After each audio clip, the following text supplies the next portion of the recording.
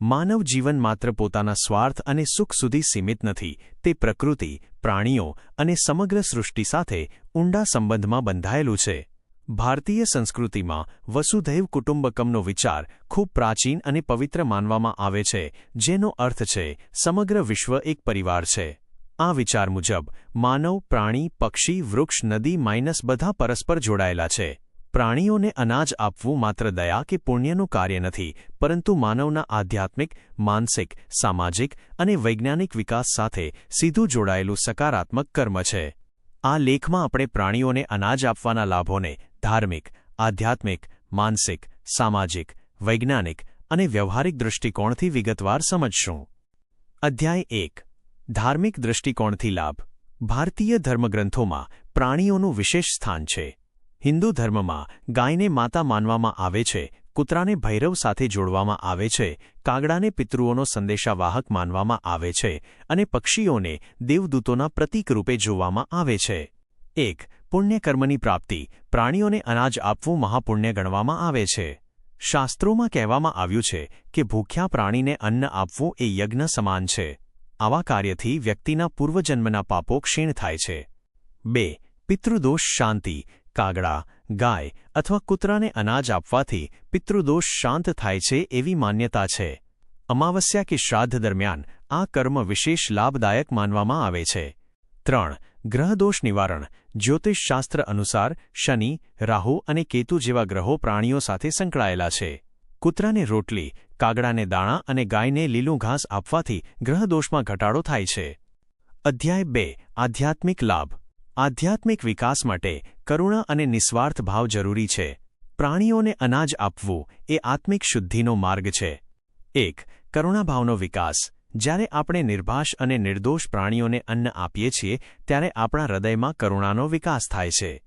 2. અહંકારનો નાશ. પ્રાણીઓ સામે આપણે કોઈ પ્રતિફળની અપેક્ષા રાખતા નથી. આ નિસ્વાર્થ ભાવ અહંકાર ઘટાડે છે. 3. સકારાત્મક ઊર્જાનો પ્રવાહ. આવા કર્મોથી મન અને આત્મા હળવા થાય છે, જેના કારણે સકારાત્મક ઊર્જા વધે છે. અધ્યાય 3. માનસિક લાભ.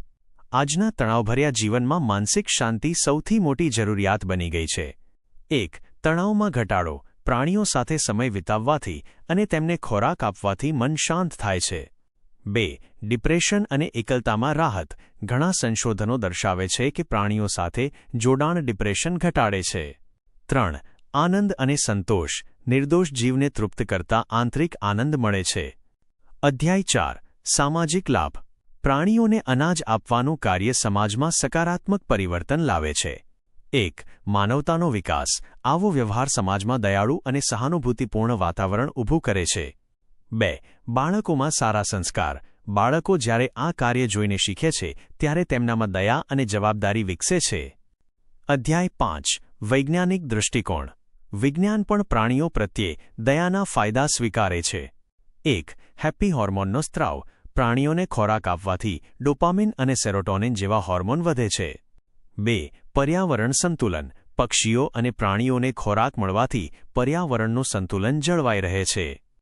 અધ્યાય 6. વ્યવહારિક અને કર્મફળનો સિદ્ધાંત. કર્મનો સિદ્ધાંત કહે છે કે જે આપણે આપીએ છીએ તે અનેક ગણું બનીને પાછું આવે છે. 1. જીવનમાં અવરોધો ઓછા થાય છે. 2. આર્થિક અને માનસિક સમૃદ્ધિ વધે છે.